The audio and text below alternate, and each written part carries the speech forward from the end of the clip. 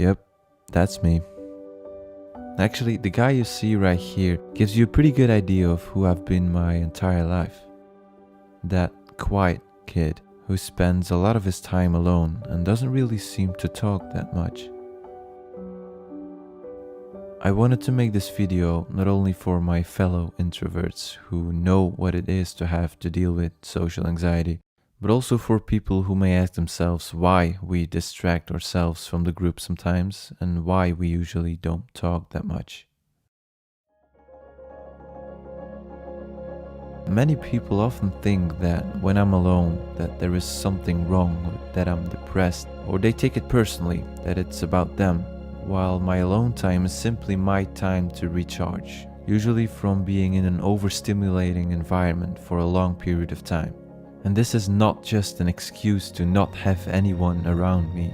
This alone time is an absolute necessity. People can change many things throughout their lives with adopting the right mindset.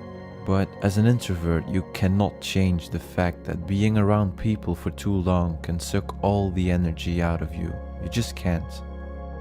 As a kid, when socializing is so important to make friends, I refused to be like this and I fought against it by trying to be just a bit more like anyone else.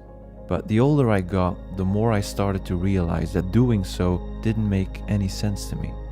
Why would I change myself to try to become someone I was probably never going to be comfortable with? So over the last couple of years, I started to live closer to my true self. That meant less social interaction and a bit more alone time. But that was for me still a small price to pay to not have to force myself anymore every day to impress people I didn't even like. I actually really like interacting with people, but it has to be with the right people and on the right topics. Most conversations people around me have just seem quite meaningless to me. Like, people often seem to have a conversation just for the sake of having a conversation. Maybe it is weird to always expect to get at least some value out of conversation in this socially driven world, but I don't know. I think I just put too much energy in overthinking what I want to say to waste that energy on empty words in a meaningless conversation. I don't think I'm particularly quiet actually. I think I'm just pickier about the topics I decide to interfere with. If we have common interests, we can actually talk for hours. Like literally hours. One of the reasons why I don't like to talk to strangers is that I figured that many people just don't listen anyway, especially on topics of my interest. I can sense when people are genuinely interested or not, although I'm not sure if this is actually a good or a bad skill to have, because it often leaves me more disappointed than satisfied. I usually don't really like big social events. The first impression has to be good when you meet new people, because you cannot change a first impression. Honestly, the thought of messing up is quite scary, because if you do mess up, you'll be too scared to meet that person again. So he or she will always remember you according to that one first failed interaction. This is probably not the first video about introversion that you've ever seen. So although I am just an introvert, there is another side on the spectrum. A side that goes way beyond just shyness, when discomfort turns into fear. And this fear of being around people is real. Severe social anxiety is essentially the fear of being judged all the time. And I think this is extremely underestimated and misunderstood. I feel like people often just don't put enough effort into not bringing socially anxious people, like I was as a kid, into situations that may seem like normal to them, but that may feel like living hell to someone else.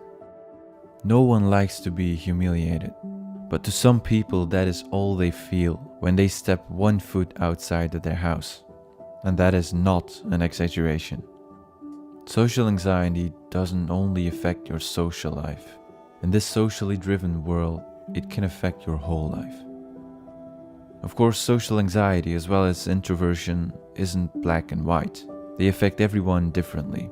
And speaking for myself, I don't think my social anxiety is ever completely gonna go away. Although working at a store taught me one very important thing. And I've read this in many books and articles, but I don't think I would ever really realize it like I do now if I didn't make the decision to step out of my comfort zone completely and go work at a place where I was literally constantly surrounded by strangers. I learned that in places where people are for a reason other than you personally, people do not care about you, about what you look like, about how you do things. They just don't. People really are just way too busy with their own lives, fixing their own problems, hiding their own insecurities.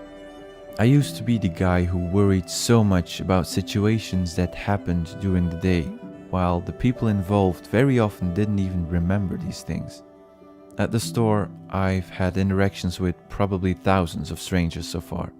And back then, no one told me this, but I've learned, and I know now, that the hardest judge of me will always be myself and no one else.